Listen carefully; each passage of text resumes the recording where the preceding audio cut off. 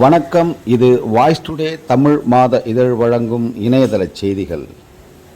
திருவள்ளூர் மாவட்டத்தில் மக்களுக்கு நலத்திட்ட உதவிகளை வழங்கிட வருகை தந்த மாண்புமிகு தமிழ்நாடு முதலமைச்சர் திரு மு.க. ஸ்டாலின் அவர்களுக்கு மீஞ்சூர் அனைத்து பொதுநல வியாபாரிகள் சங்கத்தின் சார்பாக சிறப்பான வரவேற்பு அளிக்கப்பட்டது. வாய்ஸ் டுடே செய்திகளுக்காக செய்தியாளர் எஸ். மதன்.